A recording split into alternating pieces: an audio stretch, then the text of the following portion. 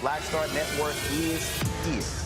Hold no punches. I'm real revolutionary right now. Support this man, Black Media. He makes sure that our stories are told. They Thank you for being the voice of Black America, Roland. Stay black. I love y'all. All momentum we have now, we have to keep this going. The video looks phenomenal. See, there's a difference between Black Star Network and Black-owned media and something like CNN. You can't be Black-owned media and be scared. It's time to be smart. Bring your eyeballs home. You dig?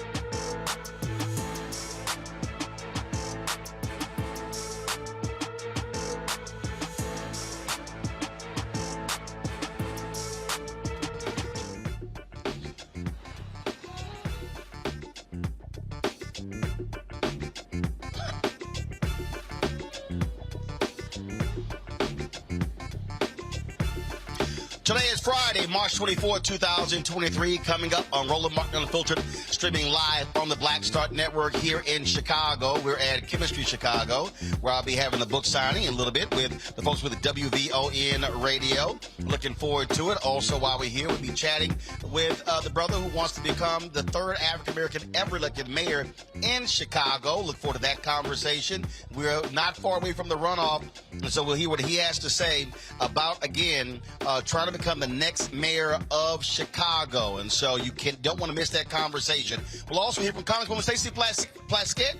Yo, she's been getting into it with that fool Jim Jordan out of Ohio. Wait till we hear what she has to say as well. Plus, we'll talk about white fear, how the browning of America is making white folks lose their minds with WVON. So looking for a fantastic day, folks. Sold out place here at Chemistry Chicago. It is time to bring the funk on Roland Martin Unfiltered on the Black Star Network. Let's go. He's got it. Whatever the miss, he's on it. Whatever it is, he's got the scoop, the fact, the find. And when it breaks, he's right on time and it's rolling. Best believe he's knowing. Putting it down from sports to news to politics. With entertainment just for kicks, he's rolling. It's on go, roll, roll, y'all. It's Roland Martin.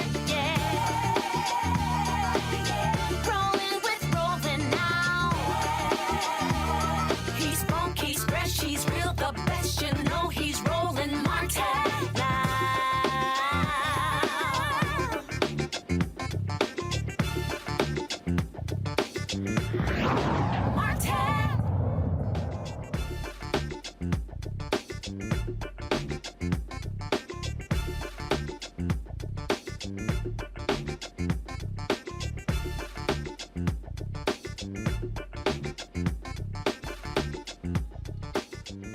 Excuse me, we were walking right in front of the camera.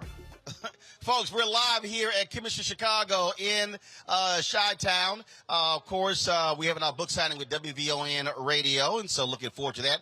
Folks are filing in as we speak. I mean, it's sold-out, packed place. They've been calling since yesterday.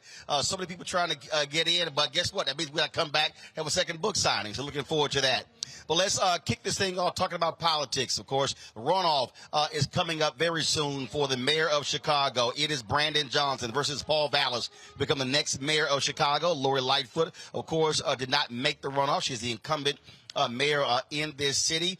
Brandon Johnson looks to become the third African-American ever elected mayor in Chicago. Of course, Harold Washington was first, Lori Lightfoot, and he joins us right now. How you doing, man? Back to your neighborhood. I spent 6 years in Chicago. Of course, ran the Chicago Defender, was on WVON radio, so glad to be back. You've been going a day and night. Saw you last night. Had some fun, at least a little respite. You were still campaigning, but got a chance to holler at New Edition, Tank, and all those guys. That was an exciting night. You know, of course, I had to bring the news home to my wife. So that didn't go very well, but now I have that much more incentive to win. I'm going to make it up to her. There you go. There you go. See, cause if she were there, I would have hooked up as well. I'm like, come on, let's go meet them. But certainly glad to see you last night. Let's talk about this campaign. You've got endorsements going back and forth. You've got folks who are weighing in. And just, in these final days, what is the closing argument that you are making to voters to turn out and support you for mayor? Well, first of all, I'm deeply humbled and excited to be in this moment.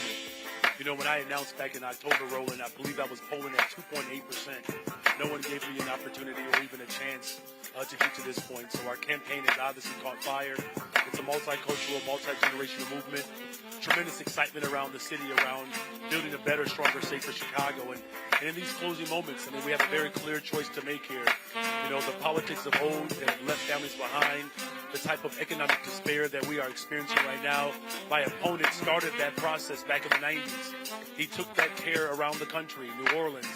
He took it to Philadelphia, Bridgeport, came back to Chicago State. He was fired there, right? And so now you have that infrastructure that's trying to rear its ugly head and take us backwards. And so we have built our candidacy around hope, turning those hopes into votes, of course.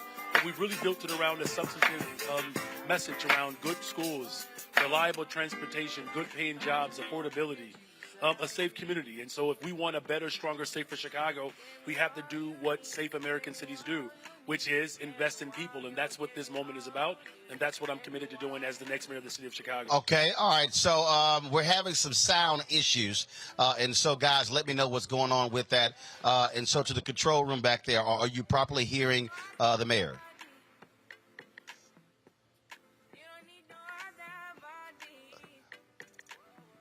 Okay, all right. So let's do. Okay, let's do this. Let's do this here. First of all, are you guys properly hearing me? Okay, all right. So let's just do this here. Okay, not a problem. So I'll just simply. So we'll just hit the microphone down. I hold the microphone right here. Mayor, you talked about a multiracial, multicultural coalition. What are you saying to young voters? Because they were critical in 2022 with the turnout, but also what I often hear from folks is that what I always say, though, to millennials and Gen Z, you have numbers, but you're not actually voting your numbers. If you vote your numbers, you can decide who future leadership is going to be. No, that's absolutely right. Look, I've served as a public school teacher here in Chicago, teaching middle school and high school. So many of my former students are now of voting age. In fact, some of them are in their mid to late 20s and even their early 30s. And so I made a commitment that there's data that proves that if we want to reduce violence in the city of Chicago, the way we do that is by youth employment. And so I've put forth a plan where we double the amount of young people that we hire from 14 to 24 years old. And so we do that by making sure that all of our sister agencies that I have jurisdiction over as the mayor of the city of Chicago, that we hire in those operations. But we also bring in our corporations to make sure that they're also committed to youth employment. And here's the other dynamic that's important. Right now we have about 55,000 vacancies within manufacturing positions. This is also digital manufacturing. This is the cutting edge of technology, right? And so these positions are available now. And so the type of economic despair that has been pervasive throughout the city of Chicago, you're going to have a mayor in me that recognizes the value of young people, 2, creating opportunities for young people to actually engage, and 3, giving real opportunity for young people to actually experience the type of economic growth that's happening around the country. Look, this is one of the largest economies in the world, right? And so why not participate in what is already available? Now, I'm going to bring those services right to the front door of the people of Chicago. And so I'm very much excited about what this moment means. But of course, we're going to need young people to recognize that when you vote on April 4th, you're voting for economic opportunities. You're voting for affordability in the city of Chicago. You're voting for your voice to actually matter in this, not just election cycle, but how we do politics moving forward. And this is an incredible opportunity to do just that. Your critics and others, they say, oh, he wants to defund the police. I have dealt with this issue the last several years all across the country. And what people, for some reason, don't begin to understand is that if you have a conversation about crime, then you've got to have a conversation about economics. You've got to have a conversation about education. You've got to have a conversation, because the reality is, in the areas where you, as John Hope Brown always says, you've never seen a riot in a neighborhood with a credit score of 700 or higher. And so the reality is, crime is tied to economics. It's tied to education. And this notion that somehow you could just keep spending millions and billions on cops doesn't solve the problem if you don't address the root cause of crime in any city across the country. That's exactly right. And that's exactly what I'm doing as a Cook County Commissioner. We've invested millions of dollars into violence prevention, of which those dollars went towards housing. Those dollars went towards workforce development. Those dollars went towards our universal basic guaranteed income of which 70%, 71% are women. The average age of those recipients are 40 years old, right? It's about creating a pathway to home ownership. In the city of Chicago, 35% of Northsiders make $100,000 a year or more. On the west and south sides of the city of Chicago, over half of our community makes less than $25,000 a year, right? This actually a study that came out right after President Obama's time as President of the United States. And they show that black families who do make $100,000 a year or more, they live in less safe communities than white families that make less than $30,000 a year or more. So you're absolutely right. Whenever you talk about economic development, whenever you talk to families about what they want the neighborhood to look like, they never start the conversation off, here's where we're going to build our jail. No one starts with that. They talk about transportation, housing, jobs, healthcare, access to mental health. So there's no secret here. We know what the people of the city of Chicago want. We know what people want across the country. They want real investment, and that's what I'm committed to doing as the next mayor of the city of Chicago, investing in people. Commissioner, hold tight 1 second. I got to go to a break, pay a couple of more bills. We'll also solve the audio issues. Folks, we're here at Chemistry Chicago, here in Hyde Park on the south side of Chicago. We come back, we'll talk with, again, a little bit more with Brandon Johnson, who wants to become the next mayor of Chicago. You're watching Roland Martin Unfiltered on the Black Star Network. Don't forget, download the Black Star Network app, Apple phone, Android phone, Apple TV, Android TV, Roku, Amazon Fire TV, Xbox One, Samsung Smart TV. Also, join our Bring the Funk fan club. Your dollars make it possible for us to do what we do. Checks and money order go to P.O. Box 57196, Washington, D.C., 20037-0196. Cash App, $RM Unfiltered. PayPal is R Martin Unfiltered. Venmo is RM Unfiltered. Zelle is Roland at RolandSMartin.com. Roland at RolandMartinUnfiltered.com. Don't forget, we're now our 24-hour streaming channels on Amazon News. If you go to Amazon Fire, then, of course, you can check it out. Also on Amazon News, or you can tell Alexa, play Black Star Network. You hear the audio for the program as well. And don't forget to get a copy of my book, White Fear, How the Browning of America is Making White Folks Lose Their Minds. Bookstores all across the country, Barnes & Noble, Amazon, Target, Books A Million. Also, download your copy on Audible. We'll be right back. Chemistry Chicago, right here with WVON. Back in a moment.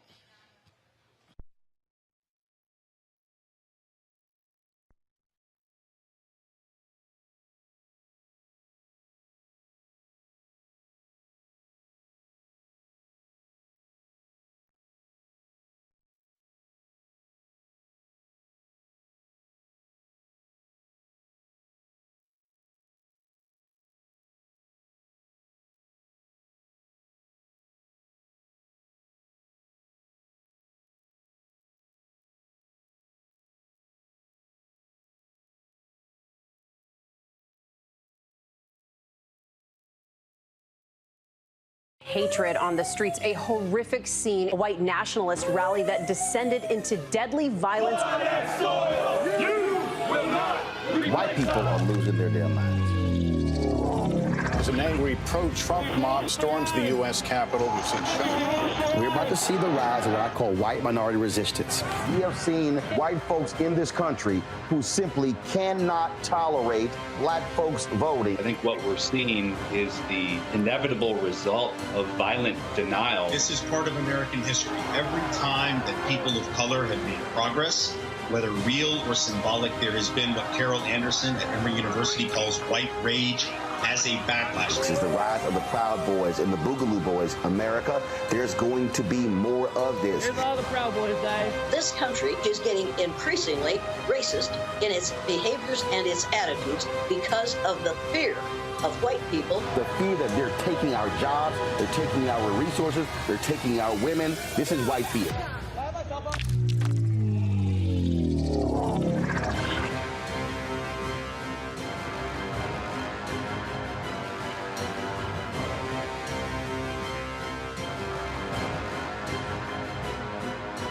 Pull up a chair, take your seat. The Black Tape with me, Dr. Greg Carr, here on the Black Star Network. Every week, we'll take a deeper dive into the world we're living in. Join the conversation only on the Black Star Network. Hi, I'm BB Winans. Hey, I'm Donnie Simpson. What's up? I'm Lance Gross, and you're watching Roland Martin Unfiltered.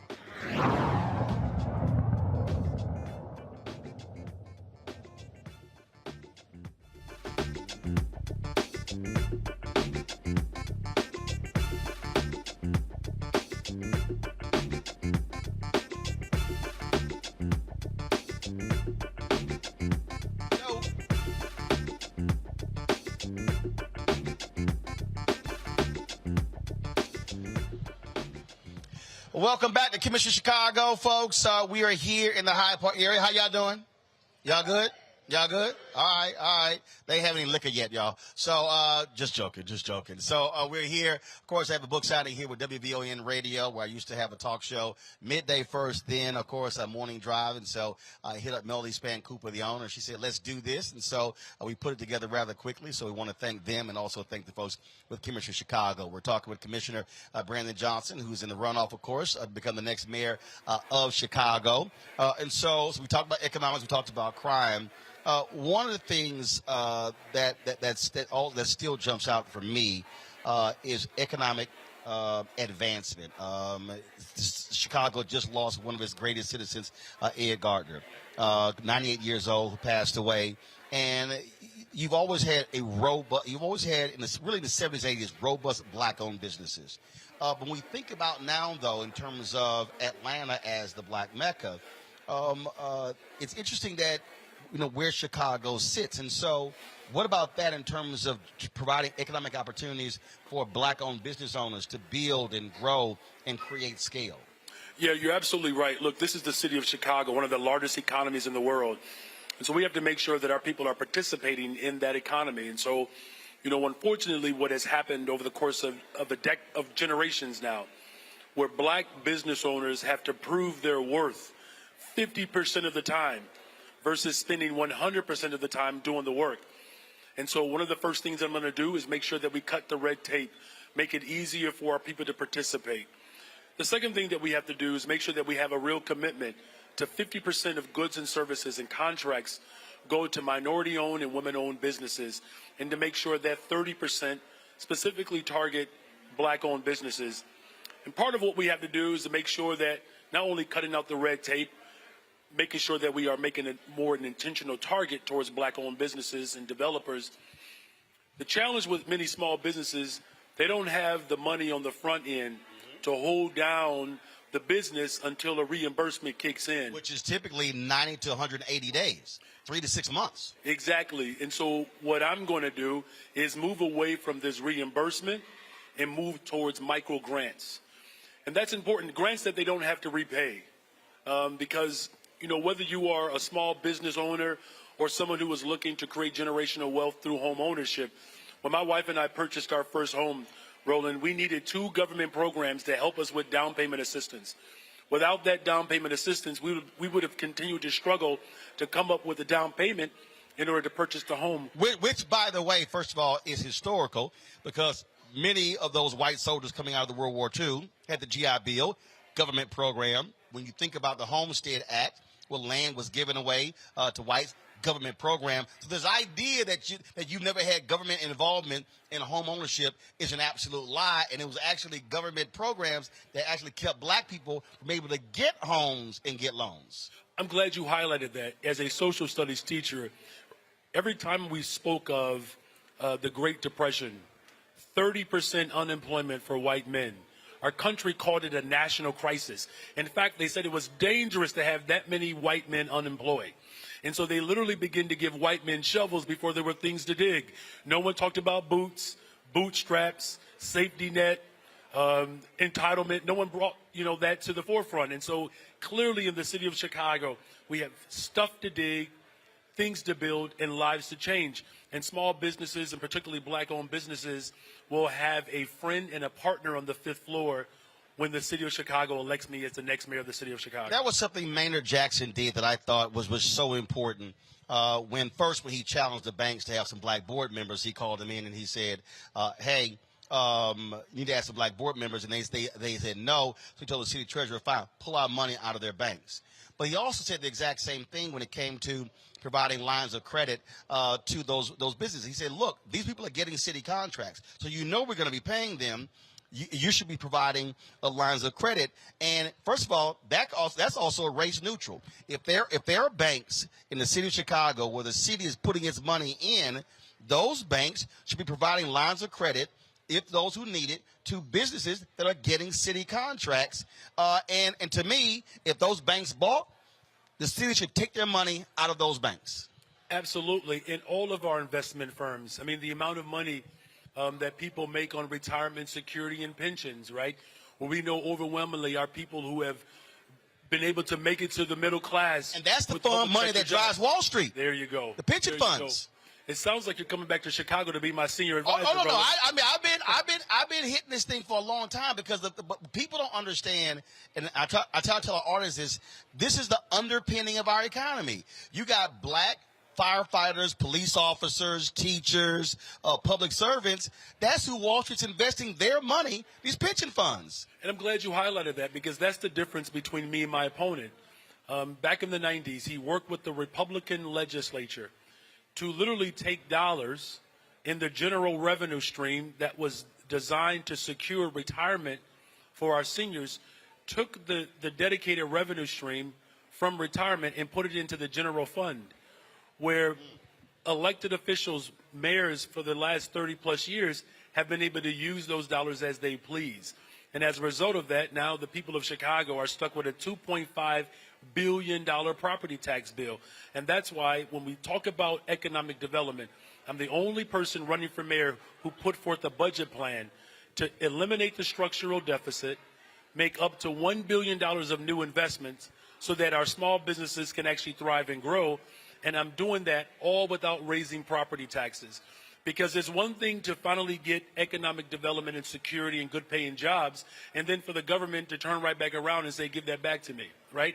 And so if we're going to have long-term sustainability economically within our communities, economic corridors, whether it's, Cottage Grove or Madison and Pulaski, we have to be intentional about those investments, but we also have to make sure that we're clear about what's at stake, how we got in this mess in the first place, where our pensions have been raided, and then Wall Street, which there's a report that just came out today that my opponent took $1.5 billion from Chicago Public Schools and gave it to Wall Street, right? So these tricks and these schemes have been around for some time, and now we're in an economic crisis, but now we're also in a position where we can actually shift the dynamic in a very dramatic way by, of course, electing me on April 4th.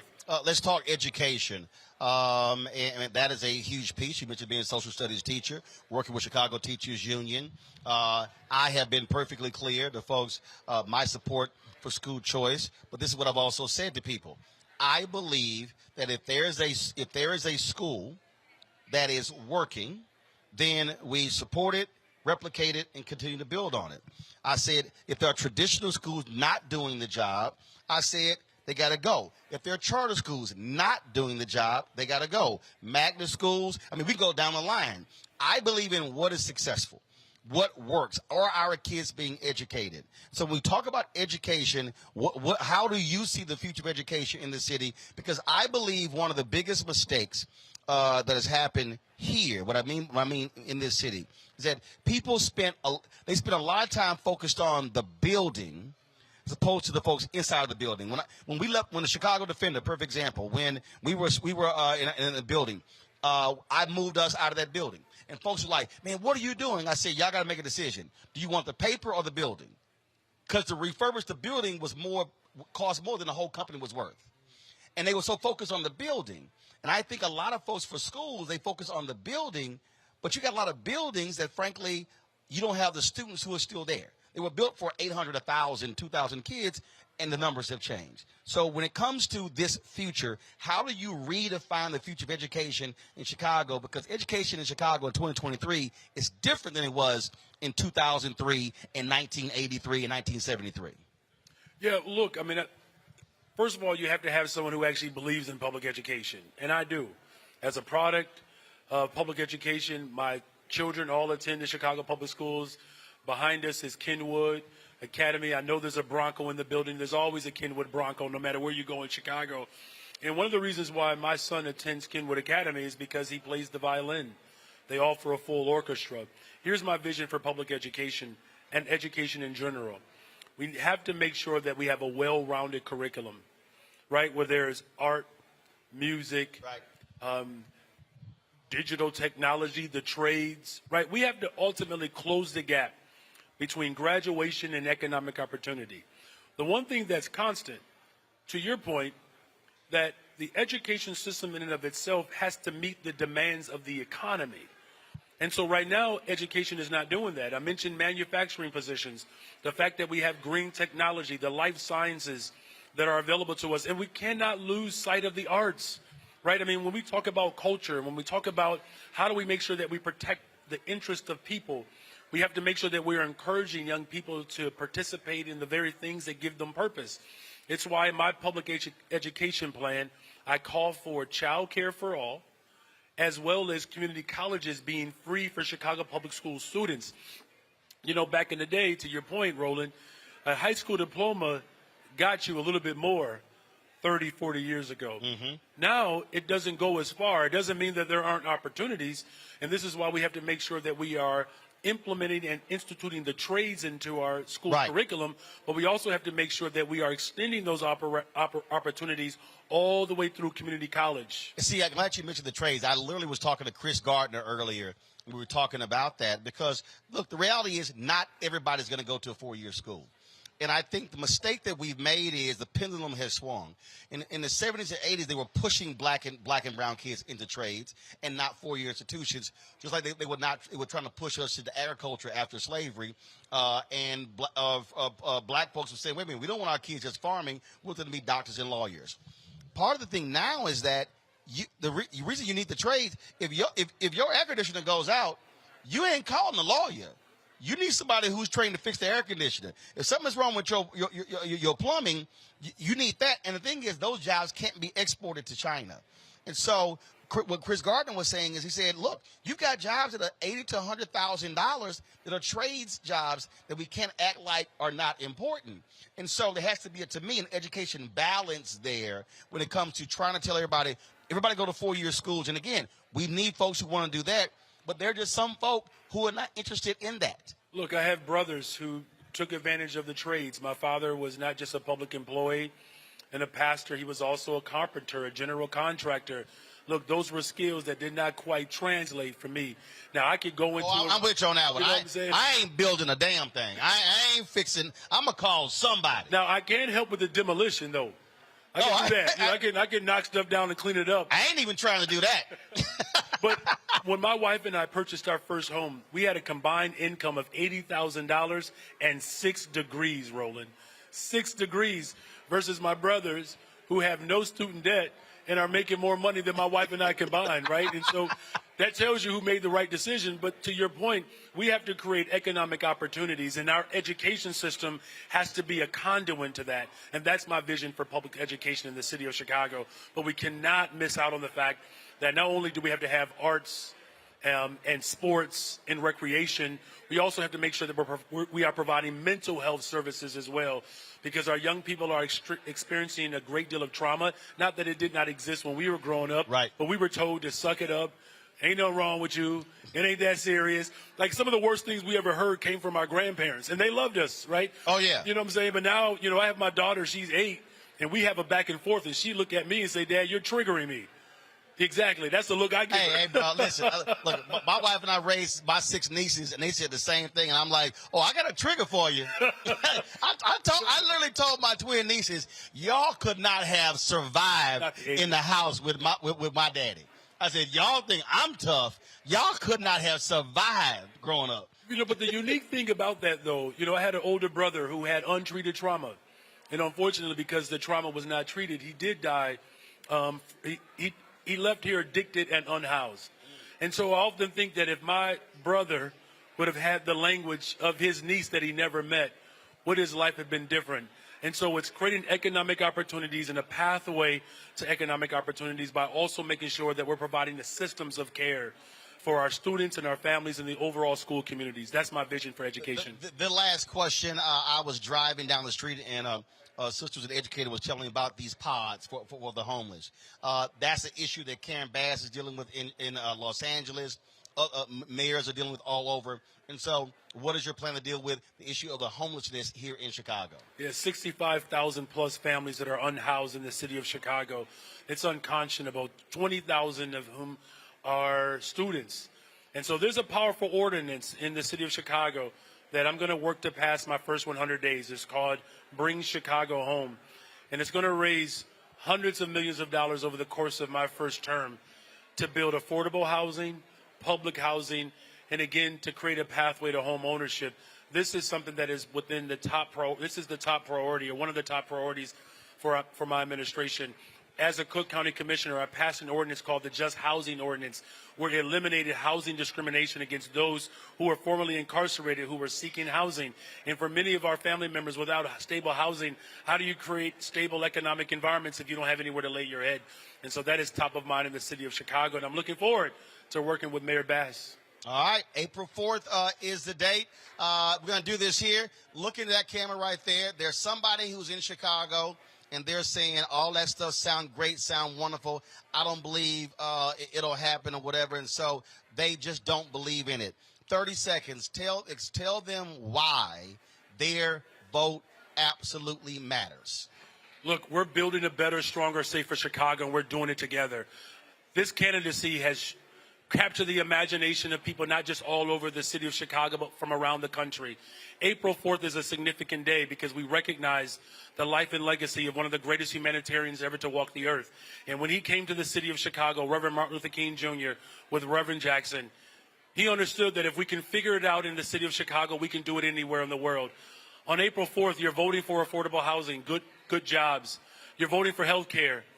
You're voting for a safe community. And I'm the only person in this race that has put forth a plan to actually do just that. So I'm counting on you, Chicago, to make sure that the better, stronger, safer city that we want, that we can build that together. And so this is not just about the assassination of Reverend Martin Luther King Jr. This is about the resurrection of the city of Chicago. So I'm counting on you to punch 5, and you know it. Brandon is better. Y'all know it. All right, Commissioner, I appreciate it. Thanks so much. Good luck. Thank you, Roland. All right, and all those who are watching, yes, we did reach out to Paul Vallas.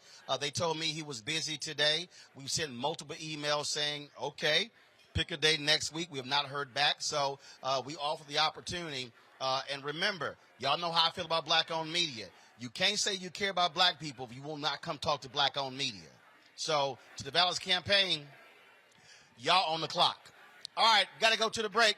You're watching Roland Martin Unfiltered on the Black Star Network. Back in a moment.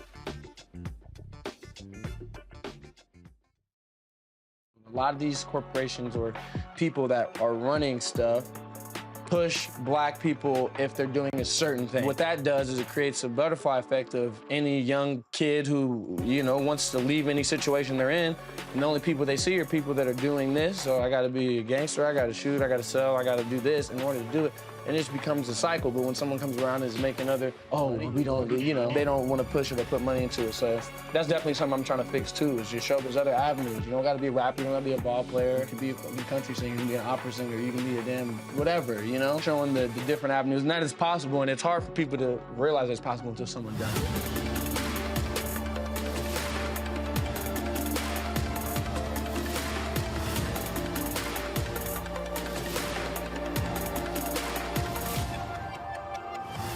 On the next A Balanced Life with me, Dr. Jackie, re-entry anxiety.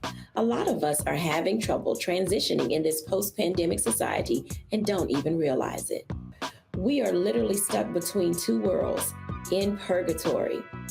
How to get out of purgatory and regain your footing and balance. What emotions they're feeling and being able to label them, because as soon as you label an emotion, it's easier to self-regulate. It's easier to manage that emotion. On the next A Balanced Life on Black Star Network.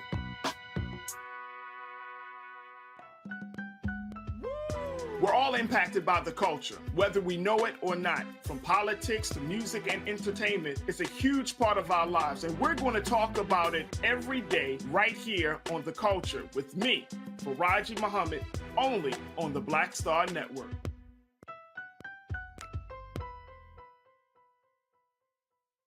Hello, everyone. I'm Godfrey, and you're watching Roland Martin Unfiltered, and while he's doing Unfiltered, I'm practicing the wobble.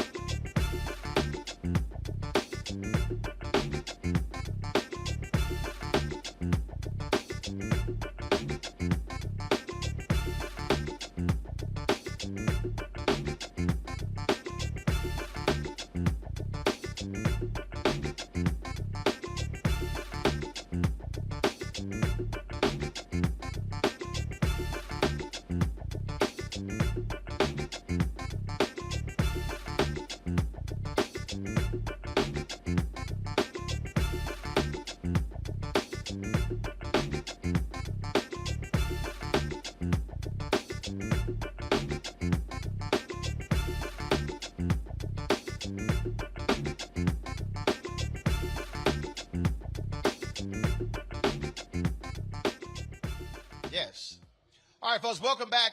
We're in Chemistry Chicago and just finished talking with Commissioner Brandon Johnson. But I want to do this here. You heard him allude to Reverend Jesse Jackson Sr. He is here in the building. And I say this all the time, and I believe this. I believe it's for African Americans, especially, I would say this, especially in Chicago, far too many of us take for granted whenever, do me a favor, let all the folks at the bar, I need y'all to bring it down some. All the folks at the bar, bring it down some. Tell the folks at the bar, I need y'all to bring it down some. Now I want you to listen to what I'm about to say. We make a huge mistake as African Americans when we are in the presence of people who made it possible for us to do what we do today. When I'm in Atlanta, whether I see Andrew Young, when Reverend C.T. Vivian was here, or when Reverend Joseph Lowry, I always made a point to always go up to them, to give them our respect, to give them our acknowledgement because of what they did. And so I want everybody in here to give a round of applause because Reverend Jesse Jackson is still with us. He is still on the front lines. He is still fighting. He's still doing that. And so I'm going to do this here because I know I was sitting here. Reverend was trying to call me to come over there, so I know he got something to say. So, you know, he's always trying to now again, y'all know I don't like to let Omegas do any talking on my show. But I'm gonna go ahead and walk over here. I'm gonna go ahead and walk over here and chat with him. I know I got that. All right, put that light on. I heard you call me. I know you wanted to say something. Go right ahead. For the students. On the west side, Mandy High has 16 students. The school built 1,500. Hold on 1 second. Did I get my audio? They are? Go ahead. Chicago has 40 schools, 250 high school students. Mandy High on the west side has 16 students, 16, no band, no choir, no recreation, no nothing. Brother can tackle that. Paul has made a living running around, probably he wouldn't live. There's no public schools left in New Orleans, all charter now. Same was happening in Philadelphia, ran around Philadelphia, Bridgeport, back here trying to be mayor. There are too many blacks that seem to be, visible reason to go for Vallas. They're looking for a job or something. So I want to thank you for the brother. So Dr. King, April 4th, said he laughed and said he cried. Given the price he paid the fair housing, it's all Dr. King. We're on 88th Street today. That's going to live west of Halsted through Marsh. So we saw King 64, 65, Chicago 66, 68. So we have a moral obligation to Dr. King really to make him laugh through the night when we turn out and vote. In Chicago now, unlike another city, you can sit down and register here and vote here. There's no closeout date on voter registration. Both those people stood down the other day, they registered and voted at the same time. All right, Doc, I appreciate it. Always good to see you. Now look, don't be doing that Omega stuff. Now you know Alpha's rule. Don't be doing that. See, there you go. And you go with that stuff. You already know Alpha's your daddy. You know that. No comment. Another round of applause, y'all, for Reverend Jesse Jackson Sr. All right, here. I think y'all should be hearing me now. I want to bring in my panel right now. Let me bring them in. Michael Imhotep, host, African History Network show. Matt Manning, civil rights attorney. Dr. Avis Jones, the Weaver political analyst. Glad to have all three of y'all here. Avis, I want to start with you. Again, I keep making this point all the time. Too many African Americans, we're not voting our numbers. I deal with these crazy folk out here who keep saying, oh, you've been the Democratic shield. Here's the reality. If you don't vote your numbers, shut the hell up. Then you can't get anything if you don't vote. This is not that hard. Absolutely. It's not hard at all. It's basic math. Here's the problem. If you're not voting your numbers, you're leaving your power on the table. What good is it to have power that you choose not to flex? I would just kind of ask that question. That's why it's so important to maximize our voting power. And the reality is that we are situated strategically in states that are critical, especially for federal elections, but at every election, your local election, it all matters. Honestly, I would argue that your local elections impact your life more on a day-to-day basis, oftentimes, than even the federal elections that oftentimes gets all the attention. So the degree to which you have power and you choose not to use it shows how, under focused we are on really being able to make the change that we are capable of making. Sometimes it's not just about hoping, wanting, wishing something will happen. It's about really going out there and doing everything that is literally within your power to do in order to make it happen. Now, to the folks in the room, you can't hear our panel talking, so if y'all pull up our Black Start Network app or you pull up our YouTube channel, you actually will hear the program, and so just want to let y'all know that. Michael, to that point, you cannot talk about advancing economically if you are not in the process. Well, if you have somebody who wants to change the process economically, then you have to be able to then vote. Absolutely. You have to be able to vote, Roland. And you have to understand the action that has to take place after the election is over with. You have to understand the policies. You have to not only understand the policies, but understand how to see your agenda through fruition, how to get the policies put in place. And then one of the most critical things that we miss is understanding how to protect gains that have been made. You have to assess it between election to election. You have to assess the gains that were made and understand who needs to be kept in office to protect gains that were made and who needs to be voted in office to protect gains that were made. But most importantly, you have to identify those who are against your agenda and make sure that they do not get in office. So it's a continuous process.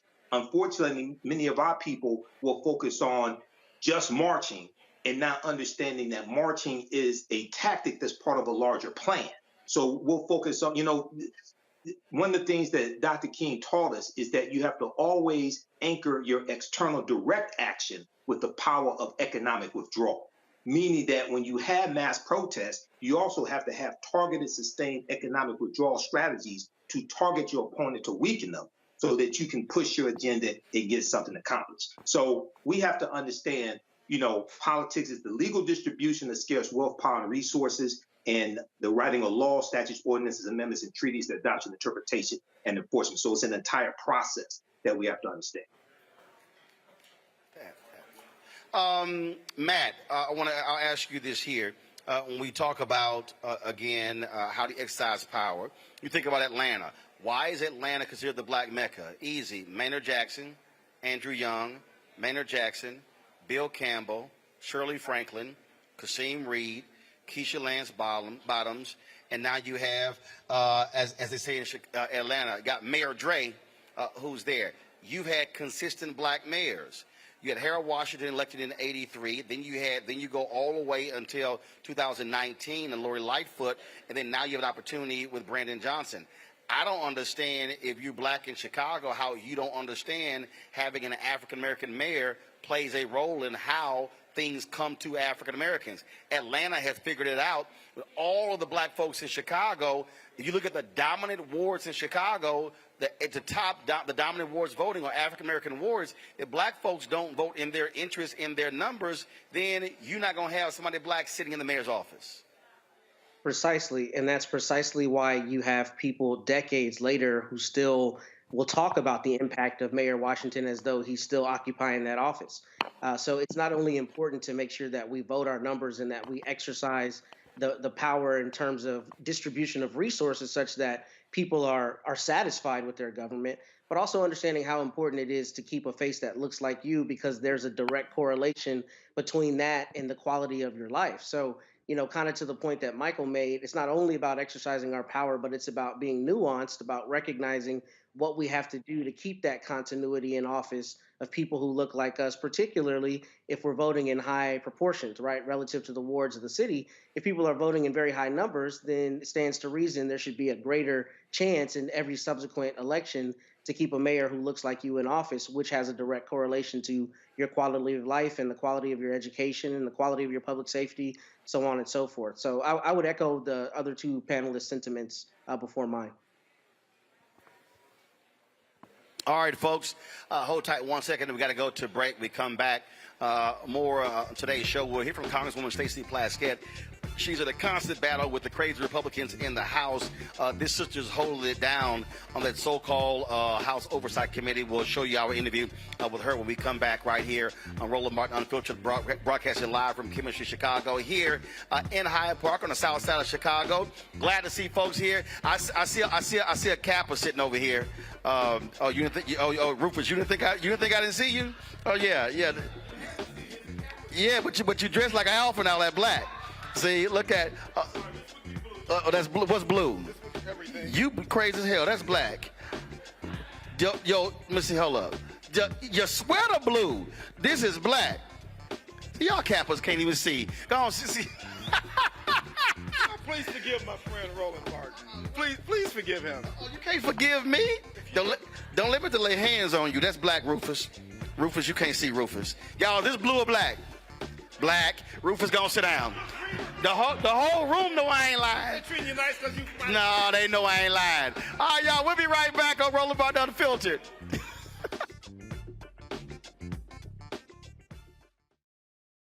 When you talk about blackness and what happens in black culture, we're about covering these things that matter to us, speaking to our issues and concerns. This is a genuine people-powered movement. There's a lot of stuff that we're not getting. You get it, and you spread the word. We wish to plead our own cause. Too long have others spoken for us. We cannot tell our own story if we can't pay for it. This is about covering us. Invest in black-owned media. Your dollars matter. We don't have to keep asking them to cover our stuff. So please support us in what we do, folks. We want to hit 2,000 people, $50 this month, raise $100,000. We're behind 100,000, so we want to hit that. Y'all money makes this possible. Checks and money orders go to P.O. Box 57196, Washington, D.C. 20037-0196. The Cash App is $RM Unfiltered. PayPal is R Martin Unfiltered. Venmo is RM Unfiltered. Zelle is Roland at RolandSMartin.com. I'm Deborah Owens, America's Wealth Coach, and my new show, Get Wealthy, focuses on the things that your financial advisor and bank isn't telling you, but you absolutely need to know. So watch Get Wealthy on the Black Star Network.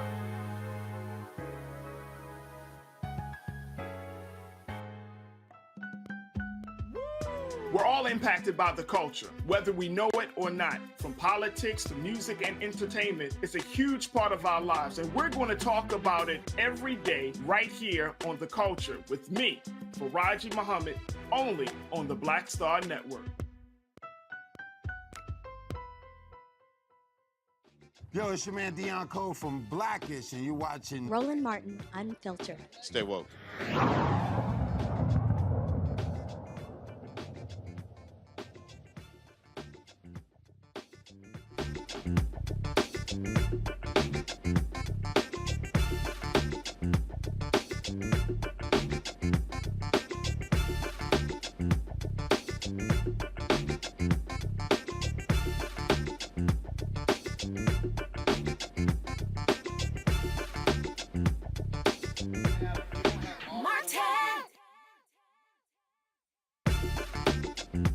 Folks, you know, all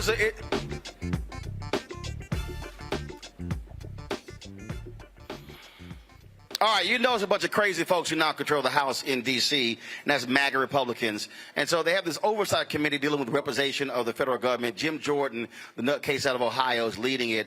And he is forever getting into it with Congresswoman Stacey Plaskett from the Virgin Islands. Here is some of their back and forth on that committee.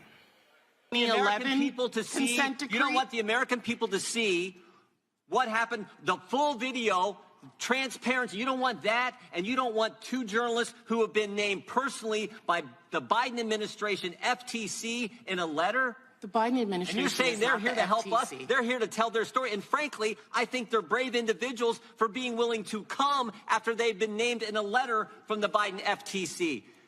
Is this your question time now? No, I'm responding to your ridiculous statements you made in your opening statement. Okay, well, let's get on with it. Oh, now we want to get on with it. So you can say all the things you want. And I did in my opening statement, as well as you had an opening statement. You said what you needed to say in your opening statement, and I, as the ranking member, have used my objection, time. all other opening statements will be included in the record. We will introduce today's witness, Matt Taib. I just think this is interesting. First, the FTC is asking for your backgrounds. And now the ranking member of the Committee on the Weaponization of Government is asking for your sources. I never asked them for their sources. Yes, you I did not ask for sources. You know what? I asked if they were talking to Elon Musk. Not and they said that they were not talking. Well, you are not going to say I've asked for sources. I would yield back to the gentlelady. I thank her for yielding. With respect, you asked me who gave me I asked you who gave it to you, and once you said they were your sources, I then asked you if you had spoken with Elon Musk. I did not ask you who those sources were. The gentlelady from Wyoming is recognized, and she will receive an additional 20 seconds. Caught up with Congresswoman Plaskett talking about what Republicans are trying to do on the Hill. Here's our conversation. All right, Congressman Plaskett, Lord have mercy. Jim Jordan, he does not like you having to sit next to him on this committee. He looks a little uncomfortable, I would say. But it is what it is. I mean, so here's the thing that is very interesting here. This whole weaponization committee is supposed to be targeting that. But then you have Republicans now wanting to go after the Manhattan DA. I've never seen a situation where people who supposedly are law and order now have a problem with law and order because he's actually using his powers, which he was elected to do, and they're angry about that. They're always angry about law and order when law and order is not doing what they want. When law and order is about the law and following the law wherever it takes them, the facts wherever it takes them. And sometimes it takes them to the GOP. It takes them to Jim Jordan, it takes them to Trump, and they're uncomfortable with that. They don't want that. And then we get their victimization and their grievances about how the federal system, the legal system has been weaponized against them. It's not been weaponized against them. It's doing its job. And what's unfortunate about this committee is they're trying to also, Roland, desensitize Americans to the rule of law. Well, I look at the whole issue when I listen to them talk about defund the police. Mm-hmm. The Republicans for 2 decades since Waco have done all they could to defund the ATF. Now you have Matt Gaetz talking about defund the ATF, the FBI, all of the different people because they're angry at them. So they're critical. What they're trying to say Democrats are trying to do, they literally have done it because they don't, when they're angry about a arm of law enforcement, then they counter with, oh, we now need to get rid of them and take their funding. Sure. Last I checked, it's the same thing. They want law enforcement when law enforcement is going after other people, not them. That's what it boils down to. When it comes to again these different investigations, it also, I guess, to me is sort of laughable to have a chairman demand that people comply with subpoenas when didn't he blow off the January 6th committee subpoenas? Yes, he is out of compliance with the subpoena issued by the January 6th committee for him to give testimony as to what he knew or didn't know to one of the greatest travesties of American history, an attempted insurrection and overthrow of our government on January 6th. I have spent a lot of time really trying to walk my viewers and listeners through what is going on here. And what I keep saying to people, that if they do not use the power of their vote, yes, we are going to regret individuals who are going to be in power because the agenda that they have, because they looked at where Trump screwed up. And and they are right now planning and plotting a significant change to how this country is run if they take control of the White House in 2024. You are absolutely right, Roland. I mean, you look at this committee, much of the work that is happening on the Select Committee on the weaponization of the federal government is really test running so many of their conspiracy theories and the messaging that they're going to use for the 2024 election. Let's look at them saying that the federal government is going after parents when it relates to school boards. And this is something, this whole parental rights issue is something that they feel was successful during the governor's race in Virginia. And so they're trying to nationalize this discussion about culture wars, about a civil dispute in the classroom with our children. The Weaponization Committee is doing it this week on the floor of the House.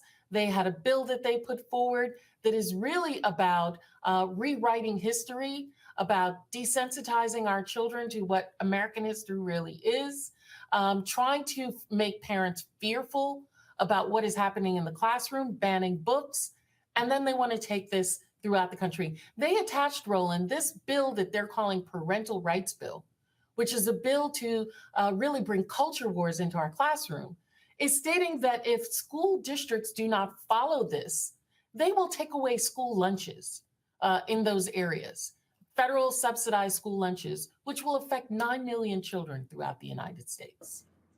And we're talking about children who need, that's a nutritional issue. Right. Those are poor kids, and a lot of them are poor white kids. Yes, they are. From conservative districts. From Kentucky, from Mississippi, from the places that are completely red. But we know that people vote against their own interests all the time. Last question for you, and that is this here. Folks are watching and listening, and again, I can't stress enough to them what the strategy is here. What do you want African Americans and others to be doing? Because folks say, man, that's just folks playing games on Capitol Hill, but these are folks with power, with real power, who will use that power for their own purposes. Who will use that power for their purposes and against African American Black folks' interests. Let's look at what DeSantis has done in Florida, right? DeSantis has now made the study of African American history as if that is something adverse, removing it from the College Board's AP. Your history, Black people's history, is something that we should be avoided. That should have every Black parent up in arms. And this is something that they're now trying to nationalize. Roland, I hate to say this, but our brothers and sisters in Florida, we know statistically that if 65% of the registered voters, of the registered African-American voters in Florida had voted, we wouldn't have DeSantis as governor right now. So people have got to realize that all of these issues are our issues, and their engagement is the fight for all of us. And that engagement includes voting. It includes you voting, getting your children, if they're over 18, voting, get your family out there to vote, and be engaged and push back against this rhetoric. Because if it's repeated enough, it takes root.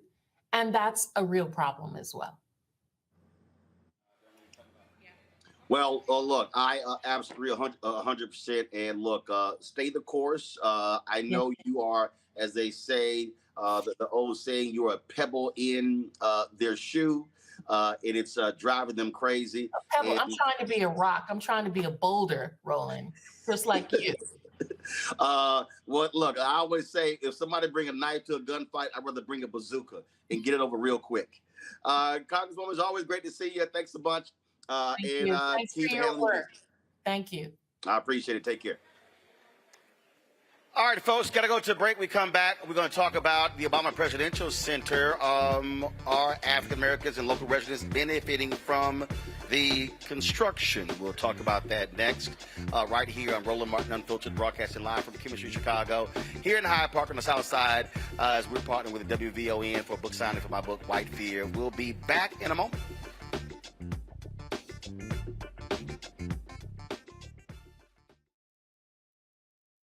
On the next A Balanced Life with me, Dr. Jackie, re-entry anxiety. A lot of us are having trouble transitioning in this post-pandemic society and don't even realize it. We are literally stuck between two worlds, in purgatory. How to get out of purgatory and regain your footing and balance. What emotions they're feeling and being able to label them, because as soon as you label an emotion, it's easier to self-regulate. It's easier to manage that emotion. On the next A Balanced Life on Black Star Network. Folks, Black Star Network is here. Hold no punches. I'm real revolutionary right now. Support this man, Black Media. He makes sure that our stories are told.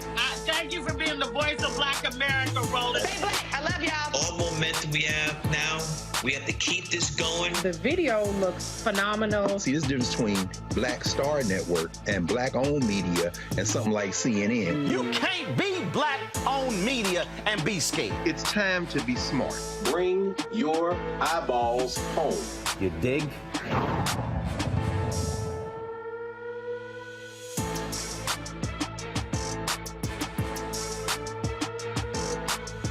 Hey, I'm Donnie Simpson. Hi, I'm Eric Nolan. I'm Shantae Moore. Hi, my name is Latoya Luckett, and you're watching Roland Martin Unfiltered.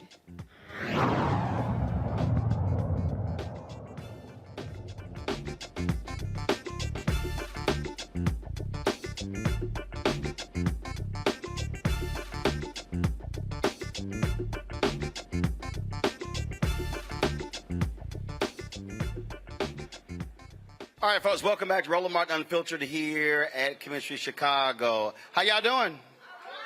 Y'all good? All right, y'all good? See, more alcohol has been flowing, so now things have changed. Of course, here in Chicago, this is where the Obama Presidential Center is going to be open. They have been working on that for the last several years. And even from the beginning, local residents were talking about a fair share deal in terms of it being built, jobs, and things along those lines. And the reality is, it has not always been a perfect situation. People assume that everyone has been excited about this happening. That is not the case. Folks want to make sure that who benefits from this. Will it be the residents in the area, in the city as well? Joining me right now is Janella Miller. She's the organizer, Not Me, We, and the Obama CBA Coalition, along with Brandon Patterson. Glad to have both of you. So first of all, the folks who don't know, explain exactly what the Obama CBA Coalition is. Sure. Thanks for having us. So the Obama CBA Coalition has been organizing since 2015 around the issue of displacement and housing affordability near the Obama Center. So originally, earlier on, our goal was a actual community benefits agreement with the foundation. But after several years of work, when it became apparent that that was not going to happen, we sort of pivoted, shifted our focus to the city, and we've been trying to push the city to pass a housing legislation to address the issue of housing affordability. Now, first, you say community benefits agreement. So there was, so one was never signed between. What's going on? We can't hear him. Okay, let's see if we try your microphone. Let's try this one here. Talking to that one. Let's see if they can hear. Y'all didn't hear nothing I said? How's that? All right, they can hear you. All right, now go ahead. So just restate what you said. Okay, cool.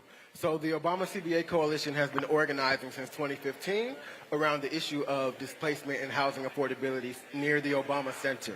So initially, our goal was an actual community benefits agreement with the foundation, Obama Foundation. But after several years, when it became apparent that that was not going to happen, we shifted our focus and pivoted our focus to the city and pushing the city to pass housing legislation to address housing affordability and the risk of displacement in black, predominantly working class neighborhoods near the center. So you say folks have been displaced. How many people, how many homeowners? I mean, what are we talking about? What are the numbers? Yeah, well, look, it's you know, I can tell you what the conditions are in South Shore, right? It's hard to. No. Here's what I mean. We're talking. If we're talking about replacing, we're talking about providing opportunities. Again, are we talking about 50, 100, 200, 300, 500? Are we talking about homeless people? As I'm trying to get an understanding of how significant the displacement is. Right.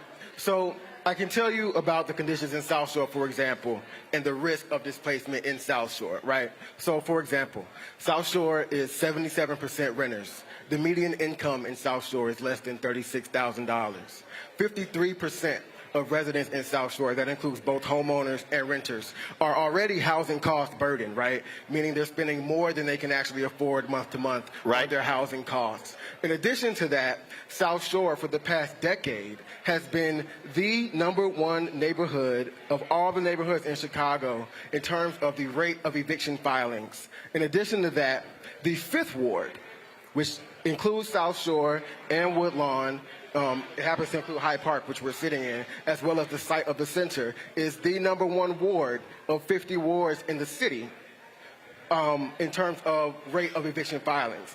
And so what we have now is a situation where you've got long-standing issues with housing affordability in the area that are now being exacerbated by real estate speculation that is happening near the center. Right, but what I'm still want to have an understanding is numbers. What are we talking about? How many people, how many homes? Because if you're going to go to the city, look, I've covered housing my entire career. If you've got 500 homes impacted and you're talking about displaced housing, I'm going to the city. My whole deal is we need 500 homes for these folks to be in affordable housing. So what's that number? But that way, now, folks, I have a number to associate with what I'm asking for. Right.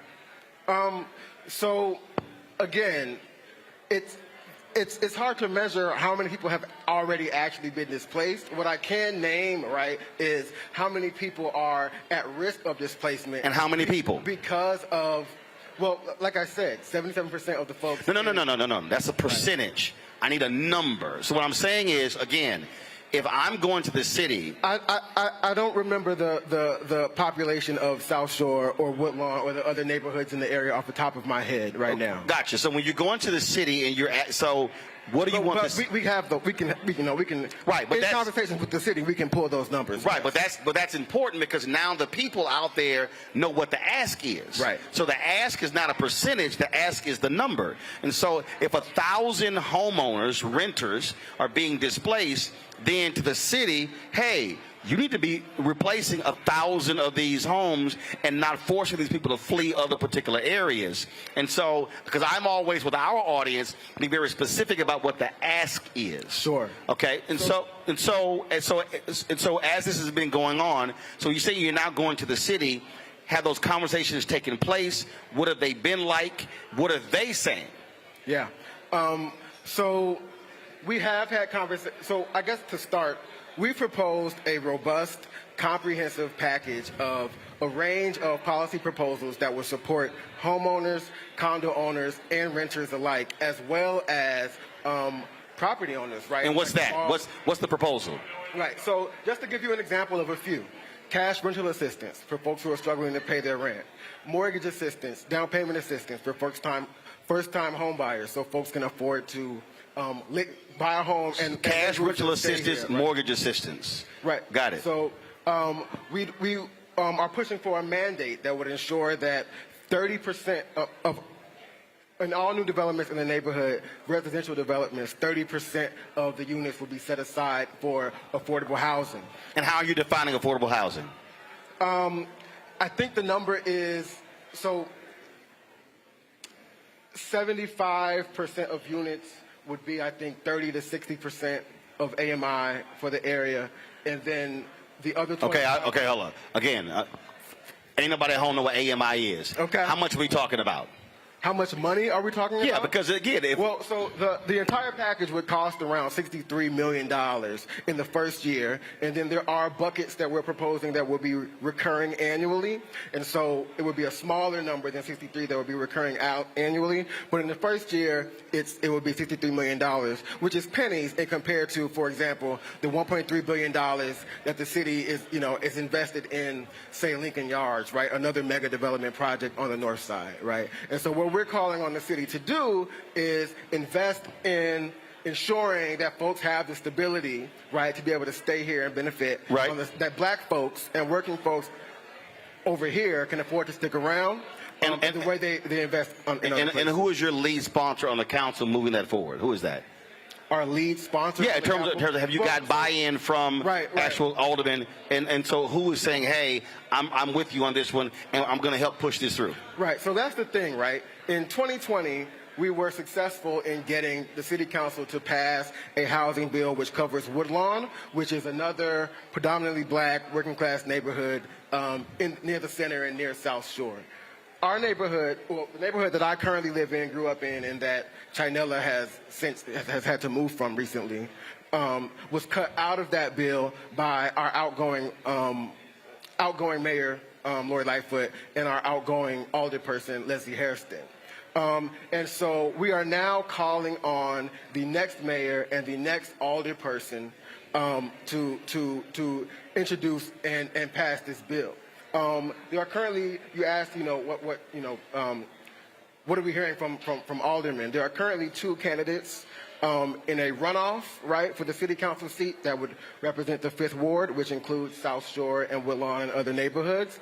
One is on record saying that they support our demands without qualification. The other is on record saying that they support the vast majority of what's in the package. Brandon Johnson, who was here earlier, has said that he would do this. We haven't spoken to Paul Vallas, but and then I would add. Have y'all made contact with the Vallas campaign? We haven't. Right. We haven't. But then I would. Why not? I mean, he's running for mayor. Yeah, I mean, maybe it's something we'll do. I think we don't expect to get much, No. Okay. This is just, here's the deal. It's just like when I came here. Right. We call the campaign. It's up to them to decide if they want to come back. Right. There are 2 people running. He might win. So the reality is, I think if you're trying to get it, you need to reach out to him to get him on record as to where he stands on this before folks actually vote. So, but if you don't contact him, then the folks don't know where he stands. That's on you. Well, certainly it is something that we will do. I want to add, though, you asked about, I just offered, all the support, city council support, what was going on with the mayor. I want to add that on election day several weeks ago, the coalition had 2 referendums on the ballot locally, right, in South Shore and Woodlawn. There was a referendum on the ballot in 9 precincts in South Shore, 2 in Woodlawn, calling for asking residents would they support proposals like what's included in the demands that we've developed. Which, by the way, we developed over a month-long research process, working with policymakers, lawyers. No, I know. I've been following it. I know. Right, and community members. Right, and the referendum in South Shore passed with 88% of the vote across all the 9 precincts, and the referendum in Woodlawn passed with similar levels of support. And so, the data is clear, right, in terms of the vulnerability and the need to address this issue. And also now community members, right, are on record to say they want their next alderperson and their next mayor to get this done. And so that's what we're expecting, the folks to do. And we're going to continue to push and to organize to make sure that it happens. Well, I still be interested to know if, again, where does Paul Vallas stand on it? And again, it needs to be asked. And so my whole deal is between now and April 4th, y'all need to be asking him and force him to be on record. Sure. Because is he on record? Has this been discussed anywhere? I'm not sure. I don't recall if Hal was on record speaking about this particular issue specifically. Okay. All right. Well, y'all let me know if y'all contact him, then what he says. Okay. Okay. All right. Huh? Okay. All right. I appreciate it. Good luck. We'll be following and see what happens. Thanks a bunch. Hold tight 1 second, folks. Got to go to the break. Talk to my panel. We come back. We're here at Chemistry Chicago. We'll also continue to talk about, man, what y'all doing over? Y'all about to blow something up over there? Get a, man, what you doing? Oh, so y'all didn't heat, man, swing the camera around. Swing the camera around. You're supposed to heat it up in the kitchen, not at the table. I know that.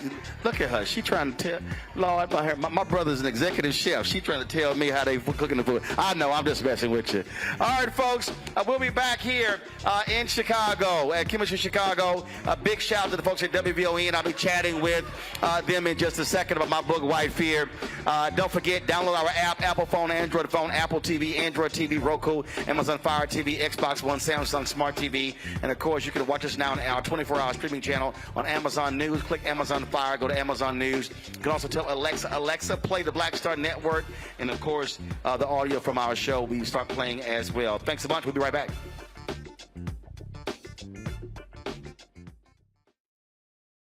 Hatred on the streets, a horrific scene, a white nationalist rally that descended into deadly violence. White people are losing their damn minds. As an angry pro-Trump mob storms the U.S. Capitol, we've seen shooting. We're about to see the rise of what I call white minority resistance. We have seen white folks in this country who simply cannot tolerate black folks voting. I think what we're seeing is the inevitable result of violent denial. This is part of American history. Every time that people of color have made progress, whether real or symbolic, there has been what Carol Anderson at Emory University calls white rage as a backlash. This is the rise of the Proud Boys and the Boogaloo Boys. America, there's going to be more of this. Here's all the Proud Boys, Dave. This country is getting increasingly racist in its behaviors and its attitudes because of the fear of white people. The fear that they're taking our jobs, they're taking our resources, they're taking our women. This is white fear.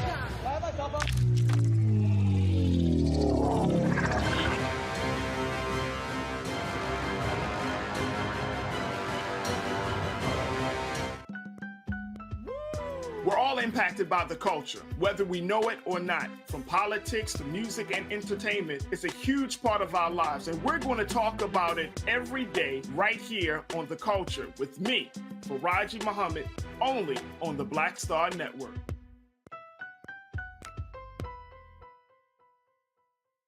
Hi, I'm Vivian Green. Hi, this is Essence Atkins. Hey everybody, this is your man Fred Hammond, and you're watching Roland Martin, my man, Unfiltered.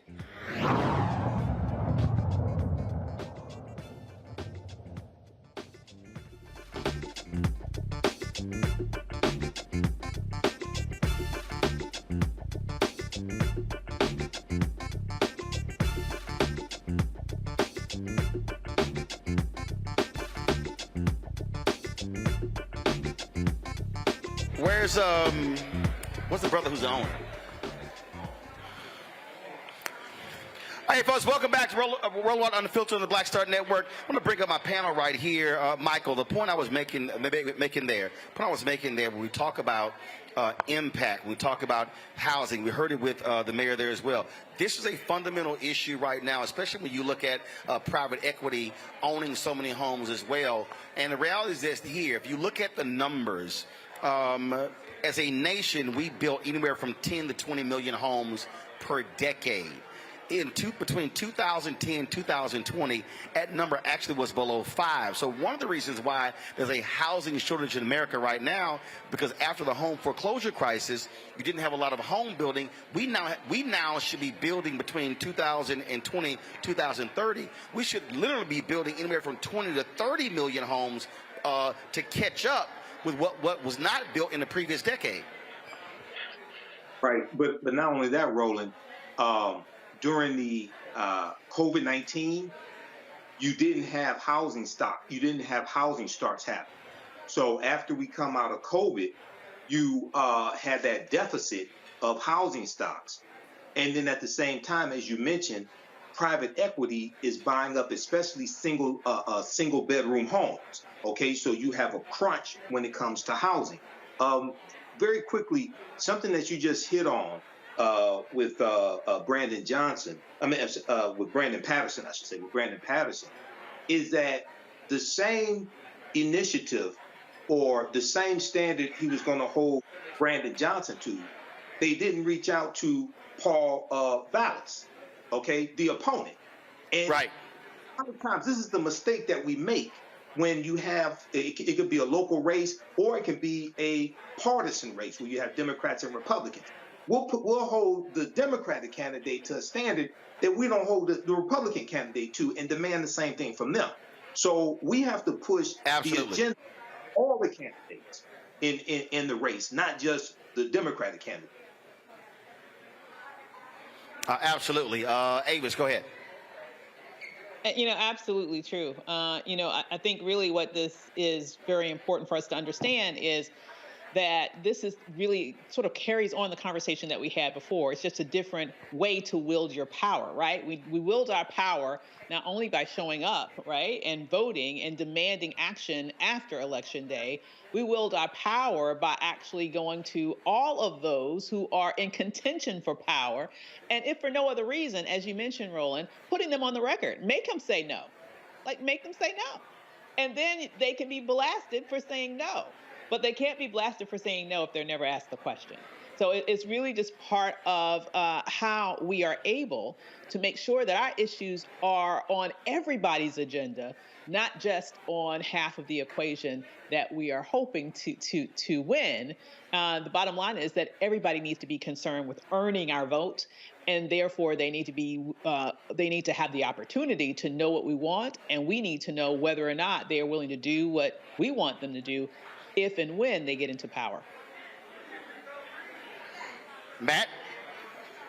I don't have much to add beyond, I would say my thought is a little bit of a departure from some of what we talked about, to the extent that I think this brings up an issue that we as Americans really need to trot out what our core values are and what we just don't allow to exist in our society.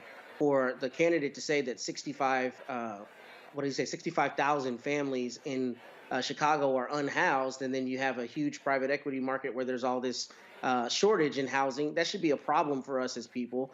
And to the points made before, that should be something that's brought to administrations to make sure that people have places to live and that we have basic things that people need in their lives to have a decent quality of life, that they be met by the government and its initiatives. Because frankly, government exists purely to administer services and to try to keep some semblance of, harmony between us. But beyond that, we shouldn't allow situations like this where you have crazy housing shortage and then you have all these people who don't have housing. So I'm hoping that this is something that the candidates, both Vallas and Mr. Johnson, consider when they're thinking about how to shape the policy, because at the end of the day, the question is, how do you treat the Chicagoan at the bottom of the stack as opposed to those at the top? That's what gives us our, our barometer for how our society is functioning. All right, then. Well, first of all, a shortened version of our show with our panel, Avis, Michael, and Matt. We certainly appreciate y'all joining us. Thank you so very much. Look forward to seeing y'all again. Thanks a bunch. And I see Michael with that whole new look. What you got, a new couch or something? You want to showcase it? No, it's not new. It's just another. Want everybody know you got a new couch? That's all. Just another area. Yeah, okay. I'll be back at the decks next week. I got you. Gotcha. Okay. All right, then. I appreciate it. Thank you so very much. All right, folks. Joining us right now is Eric Rico Nancy. He's the owner here at the restaurant we're in, Commissioner Chicago. How you doing? First of all, how long has this been open? We're about to turn a year in August. Wow, really? About to turn a year in August. Well, folks have been. Lots of talk about it. People are talking about it's one of the hottest new restaurants in the city. That's right. We've easily become one of the top black-owned steakhouses in the entire country, and we're very, very thankful for people like you and our guests. Gotcha. And so, and what are your working hours? We open every night from 5 to 11 at night. We offer live jazz. 7 days a week? 7 days a week. Offer live jazz, and then after jazz, we have a DJ comes in and turns it up a little bit. It's a wonderful experience, a perfect place to date, and a perfect place for you to actually fall in love. So that's why it's really caught on with the people, and they really love it. So Gotcha. And so, out of all the menu items, what's your favorite one? The Wagyu tomahawk steak. You can't get it nowhere else. It's a gold wrap tomahawk steak. It comes, of course, all of our steaks get cut table side. Wonderful black chefs come out here and cut it for you. We make sure that we have a top-notch experience for you. But that one's like just overly butter. It's overly just falls right off the bone, and it's just an amazing experience. Amazing experience. Okay. All right, then. And so, this your first restaurant? No, this is actually the third brand that I've created. Lighthouse Whole Food Grill, Mickey's Retro Grill, Soul Shack, and then we created, God put through me, I was able to create Chemistry, Steakhouse and Brunch Place. Gotcha. All right, then. Well, look, it sounds great. Now, what do y'all call this? The salmon with the chili sauce? What is it called? It's good. It's called the salmon sticks. Salmon sticks? Honey garlic salmon sticks. That's what. Honey garlic salmon sticks. Yeah. Oh, y'all over here clapping. I guess y'all like those, huh? Did you like them? I guess y'all like them. Beautiful. Okay, all right then. Well, look, we appreciate it. Glad to be here. Thanks for hosting us. Thank you for all you've done for not only us and our people, but all of the world. Thank you for putting your presence in this place. We really are honored for you to be here. I appreciate it. Thanks so much. Thank you. All right, looking forward to trying some of that food. All right, guys. We come back. I'm going to chat with the afternoon drive time host on WVON about my book, White Fear. That's right. We've been talking about it, of course. They've been promoting it all week on the radio. We'll be discussing that next. And again, I'll be signing some copies as well. And I see y'all got y'all food over here. So y'all got drinks over here. So that's all they want to do at the table is just drink. They just want to drink. And the business place in the room actually is the bar. So when we come back, we'll be chatting with WVON Radio. I want to thank them for being partnering with us on here. Don't forget, download our app, Apple phone, Android phone, Apple TV, Android TV, Roku, Amazon Fire TV, Xbox One, Samsung Smart TV. Support our Bring the Funk fan club. Your dollars make it possible for us to travel around the country covering the stores that matter. Checks and money orders go to P.O. Box 57196, Washington, D.C., 20037-0196. Cash App, $RM Unfiltered. PayPal, R Martin Unfiltered. Venmo is RM Unfiltered. Zelle is Roland at RolandSMartin.com. Roland at RolandMartinUnfiltered.com. And again, White Fear. Get your copy now. Available at all bookstores, Amazon, Barnes & Noble, Books A Million, Target. You can download your copy on Audible as well. We'll be right back. A lot of these corporations or people that are running stuff push black people if they're doing a certain thing. What that does is it creates a butterfly effect of any young kid who, wants to leave any situation they're in, and the only people they see are people that are doing this. So I gotta be a gangster, I gotta shoot, I gotta sell, I gotta do this in order to do it. And it just becomes a cycle. But when someone comes around and is making we don't, they don't want to push it or put money into it. So that's definitely something I'm trying to fix too, is just show there's other avenues. You don't gotta be a rapper, you don't gotta be a ball player, you can be a country singer, you can be an opera singer, you can be a damn whatever, showing the different avenues. And that is possible, and it's hard for people to realize it's possible until someone does it.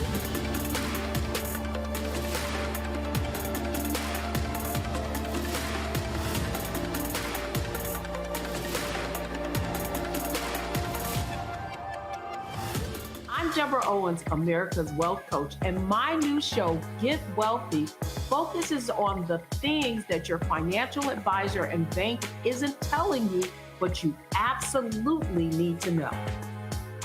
So watch Get Wealthy on the Black Star Network.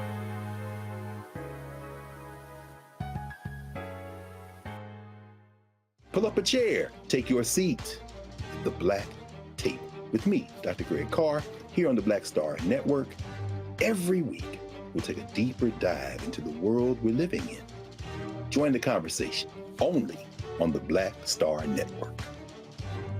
I'm Deborah Owens, America's Wealth Coach, and my new show, Get Wealthy, focuses on the things that your financial advisor and bank isn't telling you, but you absolutely need to know.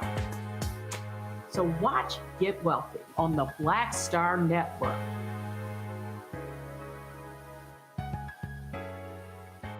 What's up, y'all? I'm Will Packer. I'm Chrisette Michelle. Hi, I'm Chaley Rose, and you're watching Roland Martin Unfiltered.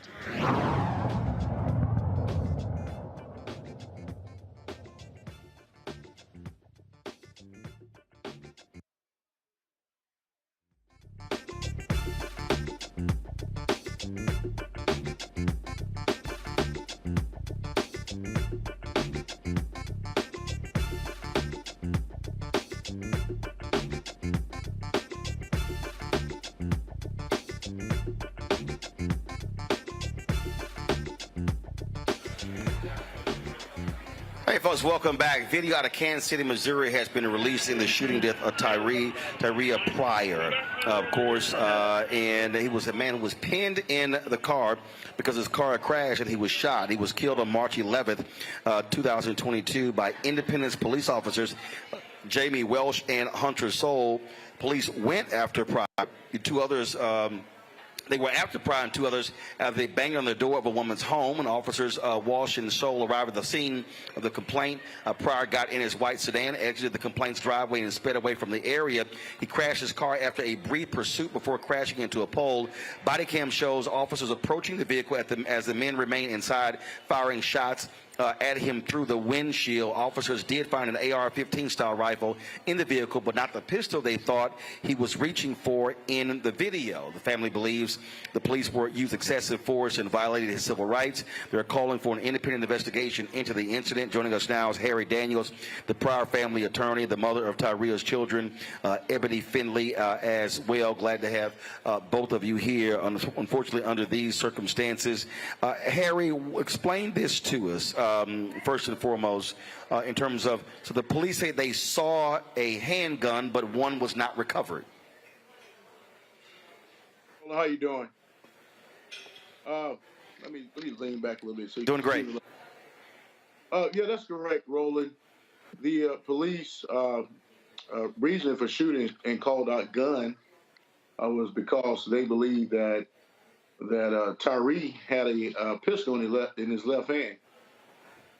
Well, when they checked the car, no pistol was recovered at all. It was a rifle that was in the right side by the console that was stuck, and one of the officers had secured that weapon, and all the officers on the scene knew that rifles had been secured. But one officer walks back up and screams like, "Gun, gun," and he gave a detailed account about this gun being in the left hand, Tyree's left hand. But no weapon was ever found whatsoever. No pistol whatsoever was ever found.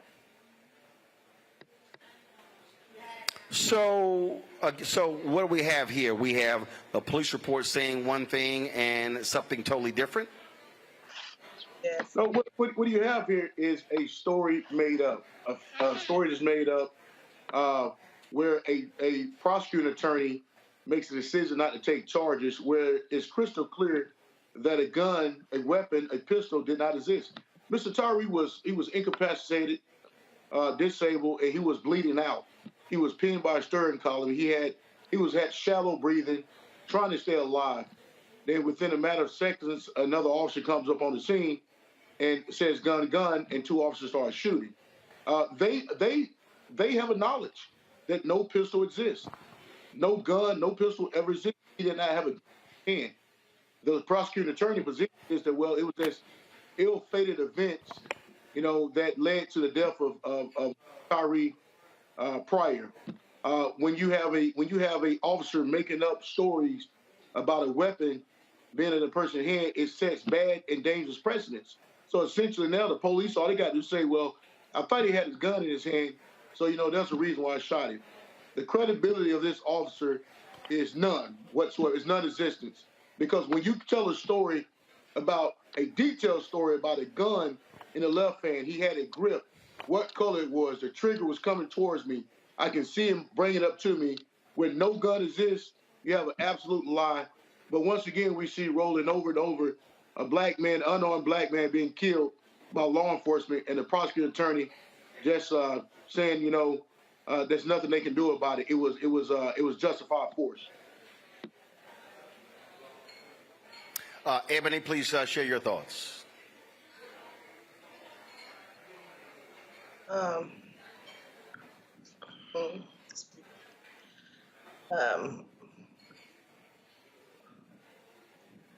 Ebony this is Attorney Dupree, one of the attorneys for Ms. Finley and the family. Ebony, just speaking about this situation, gets her very stressed out and at a loss of words. She wants the police to be held accountable, and she wants justice in this matter. And before coming on, she told me that the only way, I asked her, what does justice mean? And she told me that the only way that police and law enforcement, not only in Jackson County, Missouri, but in this nation will stop killing unarmed black men is for them to be prosecuted. That's what she wants. She wants them to be held accountable. In this case, the Jackson County prosecutor didn't even send the facts of this case to the grand jury.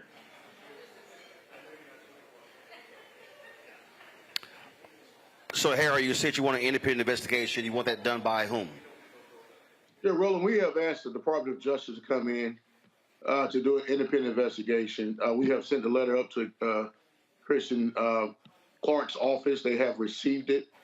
Roland, this is the type of case where the Department of Justice must come in. Like Attorney Dupree said, at minimum, the elected prosecutor for Jackson County should at minimum present this case to the grand jury. I'm a firm believer the reason why this case did not go to a grand jury because I believe a grand jury, based on the statements and objective evidence, I believe they would have came back with a true bill with some degree of homicide in the state of Missouri. And she was more willing to protect her interests. Their reasoning and rationale doesn't make sense. You know, the position is that, you know, the officer, it was reasonable, objective reasonable, even though that reasonableness is untrue. Well, when he makes a whole entire story up, that goes to the credibility of that officer. The other officers on the scene did not see a gun. In fact, one officer gave statement to Missouri State Highway Patrol that when they screamed gun, he didn't know why, because the rifle was secured. We had the rifle. So what gun are you referring to? And they go back and they look. Roland, instead of giving this man treatment, life-saving treatment, they were more damn interested in trying to find this pistol that did not exist. That alone should trigger the Department of Justice. We believe the Department of Justice will be coming in this matter and will do a thorough investigation to determine why a grand jury was not impaneled. And not just that, why these officers still on the street, not to just investigate the Independence Police Department, but may investigate the Jackson County Prosecutor's Office. This is an outrageous use of force. When you look at this video, this man was trapped and killed, was not posing a threat to anybody. And this is not a case where you just slap someone on the wrist, it was a mistake. You killed a man. These ill-guided events, these ill-fated events. Roland, if you have ill-fated events, you go in and shoot somebody, you should be subject to the criminal justice system just like anybody else. And these police officers be subjected to the criminal justice system. Her precedence makes for police to be judge, jury, and you can see in this case, executioners. All right. Harry, thank you so very much. Ebony, thank you so very much as well. Please keep us updated on exactly what happens in this case. Thank you so very much. All right, we keep you updated. Thanks, Roland. All right, folks, we're back here at Chemistry Chicago. I'm joined by the afternoon drive time host of WVON Radio. I chatted with y'all the other day. Atiba, Darlene, how we doing? We are fantastic and happy to be here in Chicago, your old stomping ground. Indeed, glad to be back. It's been a while, and I made it clear I was not coming back between November and into February. It's too damn cold.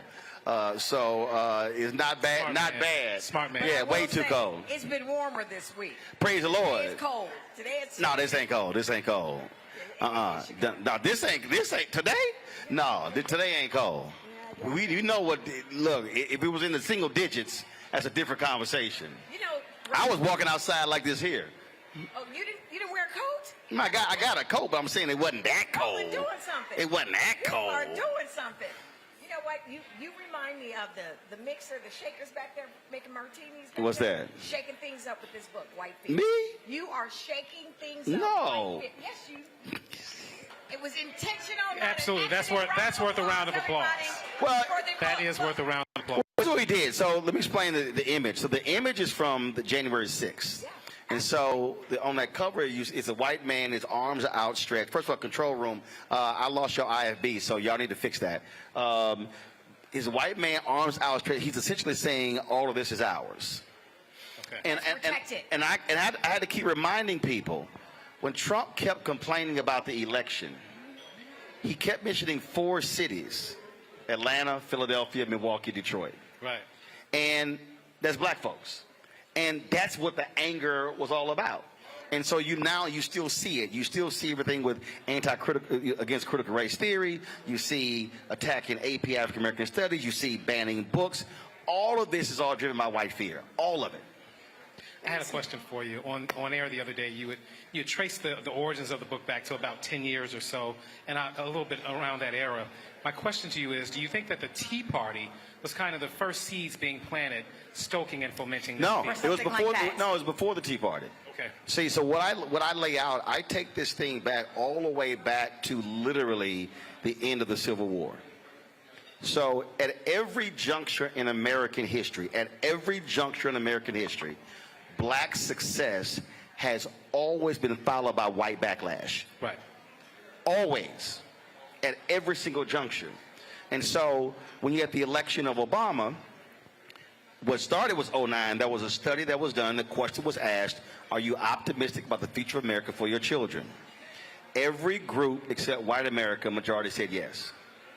In September 2016, a study was asked, and the question was asked, are you optimistic about the future of America economically for the next 10 years? Black people, lowest wealth, highest optimism. Latinos, second lowest wealth, second highest optimism. White Americans, highest wealth, lowest optimism. And so what you're seeing is the natural outgrowth of folks, and I'm not saying all white folks, but who are seeing what's going on, and they're seeing the demographic changes, and it's like, oh, no, we need to maintain power. And it's because, so now, remember, the largest caucus now on the Democratic side in Congress is the Congressional Black Caucus. The largest caucus. Yeah, so what you're dealing with is you're dealing with people who now are seeing the reality that as whites' numbers are decreasing, black and Latino numbers are increasing, you got to now share power, share resources, and that folks, they don't want to do that. Look, let's talk about that reality right there. You have, and I've known you for many, many years, when you were here in Chicago. Let's talk about you being unapologetically. You are right there at the intersection, as Tiffany Cross, former anchor there at MSNBC, talked about how you are that journalist, you are that truth teller, and you are always representing the culture. Even if that means the networks don't want you. Oh, yeah. The networks are afraid of you. Like you said, they don't want to hear this. Oh, they don't always want to hear this, so you had to create your own platform. Well, I can tell you, I have gotten calls from African Americans who are hosts on shows on networks, and I have been told my white producers will not let me bring you on the show because they don't like your book title. Now, here's the thing. I talk about those very white producers in the book. Absolutely. Because the reason white media doesn't want to deal with this topic because they have to deal with their own stuff on the inside. And so that's part of the deal. So when people say, why isn't the media covering this? Well, the media is made up of people who absolutely, and they're largely white executives, largely white men, and then if they're not white men, they're largely white women. And we're not talking about just ABC, NBC, CBS, NBC.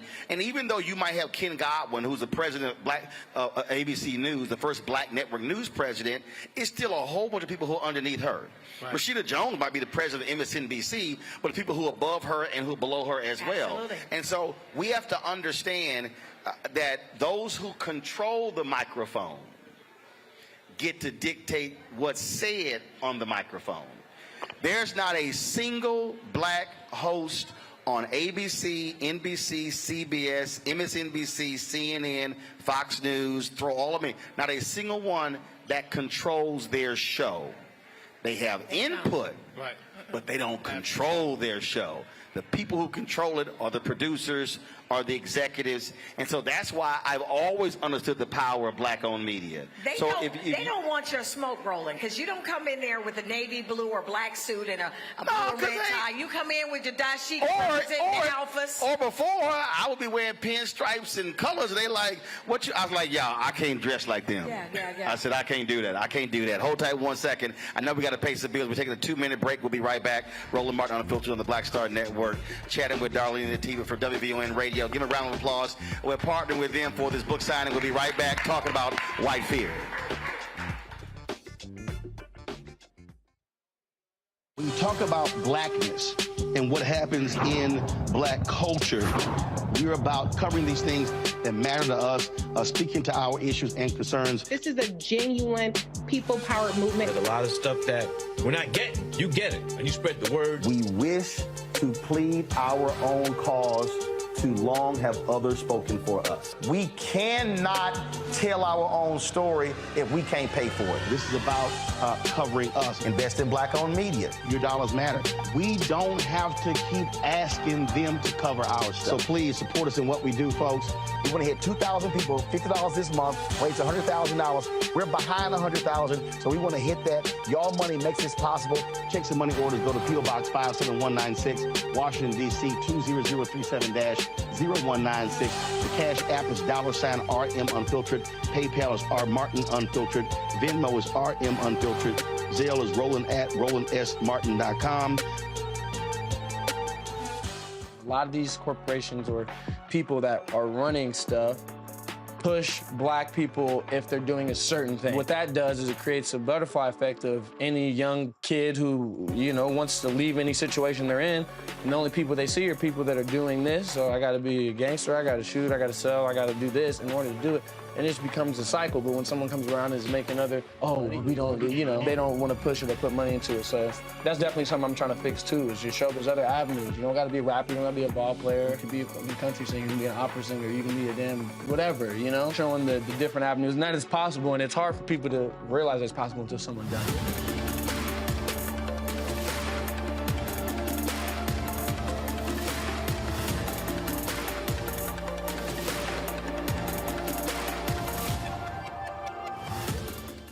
Hi, I'm Gavin Houston. Hi, I'm Carl Payne. Hey, what's up, y'all? It's your boy, Jacob Lattimore, and you're now watching Roland Martin right now.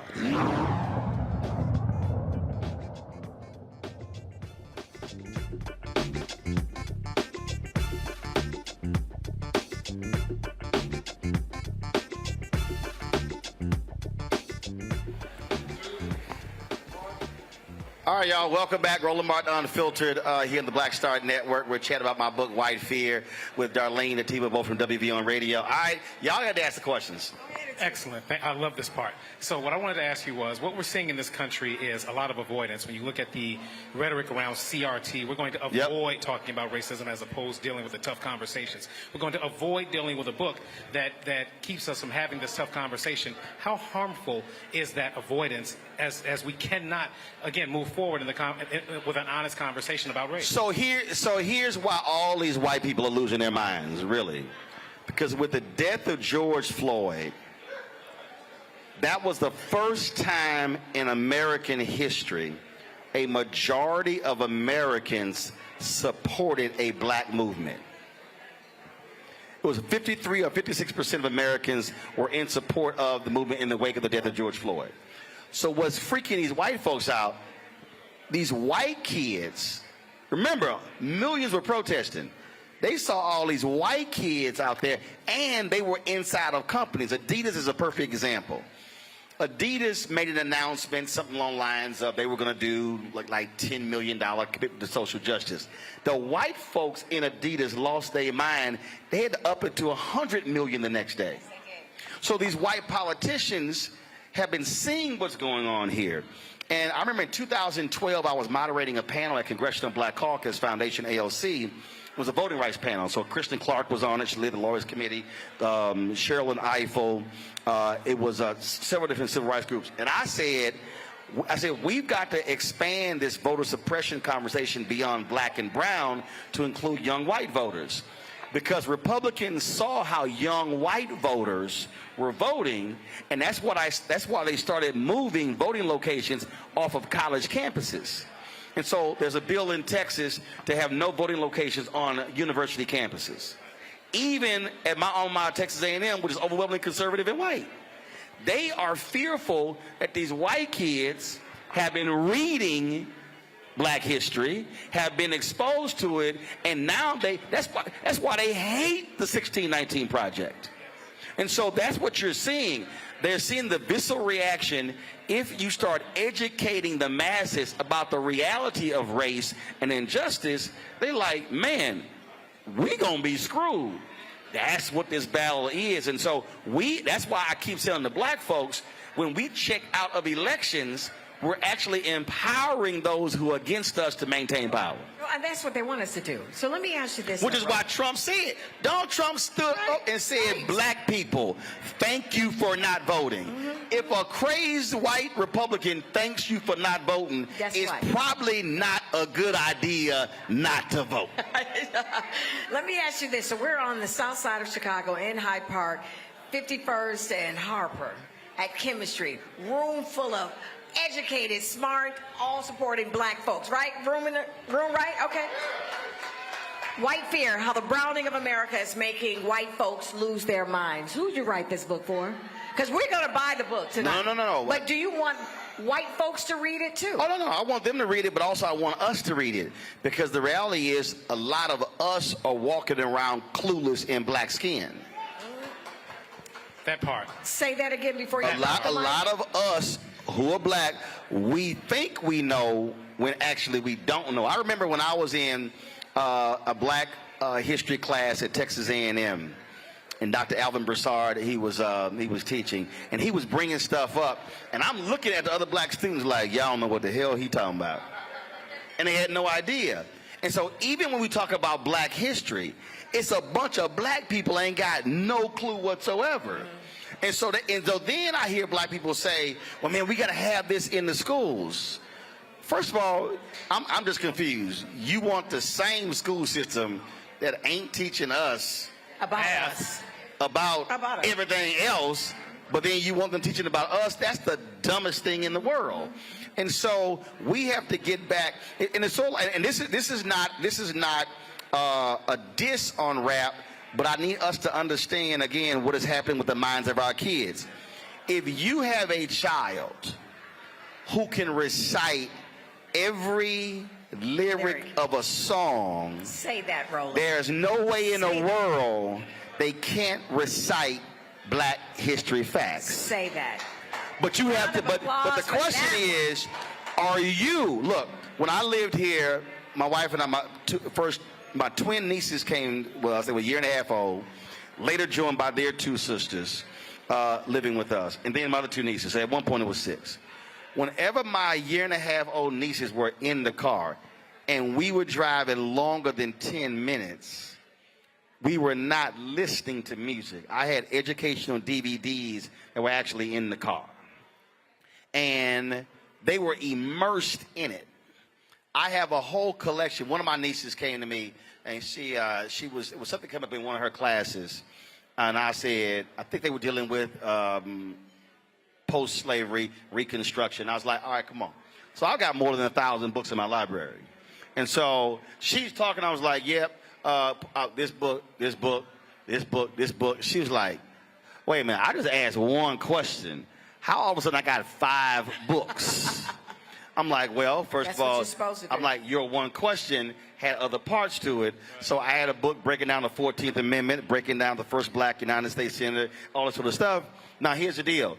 If I did not have the books present, I could not provide the immediate information. Right. So that's part of the deal. So what I say in the book, we can't wait for 2043 when the numbers shift. We must be preparing ourselves to be in position to take advantage of the power shift and not wait for that very moment, because the fear that I have is that we will be like South Africa, where black South Africans took political power, but because they were fighting for that over those years, when I interviewed Winnie Mandela, she talked about this here, the literacy rate was so high because the kids were fighting apartheid when they should have been in school. You're right. And so we have to return to that, and it's an education piece, which is why on my show, I don't care who got married. I don't care who's sleeping with who. I don't care who got divorced. I don't care who got a baby. If you want to watch that stuff, go watch somebody else's show. I just don't have because it's enough of that already. Too high. Yeah. It's enough. You can go find it somewhere else, but I'm not going to spend my 2 hours dealing with that. It's just not going to happen. You mentioned earlier about black folk checking out the election process. You just sat down with mayoral candidate Brandon Johnson. Here in Chicago, we have roughly a 33% voter participation rate in the mayoral election, and it gets even more paltry if there's. Hold on, you said 33%, and that's total. Total. That's total. What's the black participation number? I would say it's probably 4 to 5% percentage points lower than that, at least. Okay, so now when you start breaking down numbers, whether you're talking Chicago mayoral election, whether you're talking Atlanta, whether you're talking Houston, whether you're talking even statewide elections, if black people voted at 50%, let's just say of the eligible black voters, those who are eligible and registered, if we actually vote at 50 to 60% of our numbers, we sweep elections. Yes, we do. Not one. We sweep all of them. All of them. Because, again, numbers don't lie. When Mike Espy ran for U.S. Senator against Cindy Hyde-Smith in Mississippi, he lost by 65,000 votes. 65,000 votes.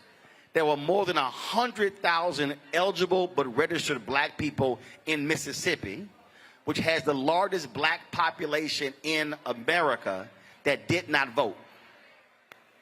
If those black folks had just voted, they would have a black United States senator. They didn't vote. And so someone says why? It is because, one, a lot of people have gotten the belief that, look, this means nothing.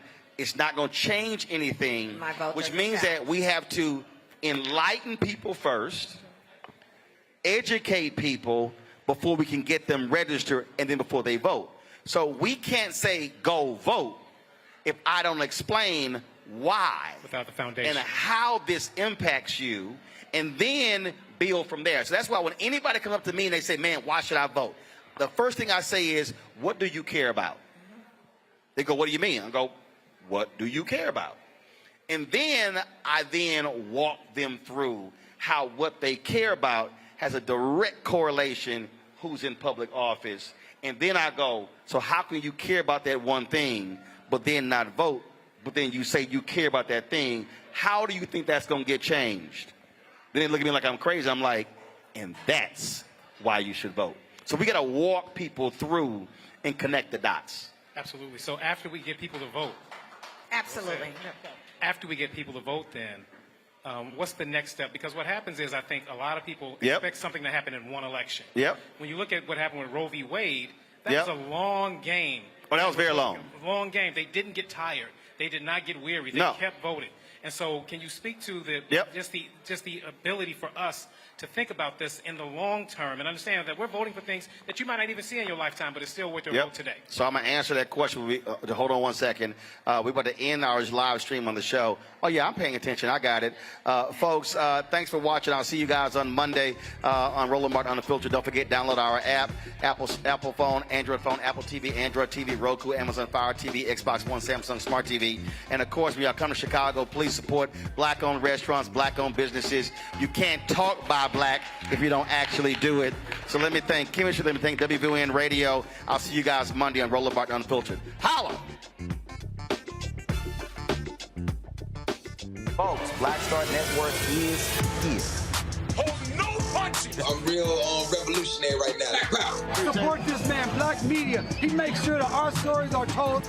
Thank you for being the voice of Black America, Roland. Stay black. I love y'all. All momentum we have now, we have to keep this going. The video looks phenomenal. See, there's a difference between Black Star Network and black-owned media and something like CNN. You can't be black-owned media and be scared. It's time to be smart. Bring your eyeballs home. You dig? Pull up a chair. Take your seat. The Black Tape with me, Dr. Greg Carr, here on the Black Star Network. Every week, we'll take a deeper dive into the world we're living in. Join the conversation only on the Black Star Network. Hi, I'm Dr. Jackie Hood Martin, and I have a question for you. Ever feel as if your life is teetering and the weight and pressure of the world is consistently on your shoulders? Well, let me tell you, living a balanced life isn't easy. Join me each Tuesday on Black Star Network for A Balanced Life with Dr. Jackie. We're all impacted by the culture, whether we know it or not. From politics to music and entertainment, it's a huge part of our lives, and we're going to talk about it every day right here on The Culture with me, Faraji Muhammad, only on the Black Star Network. I'm Deborah Owens, America's Wealth Coach, and my new show, Get Wealthy, focuses on the things that your financial advisor and bank isn't telling you, but you absolutely need to know. So watch Get Wealthy on the Black Star Network.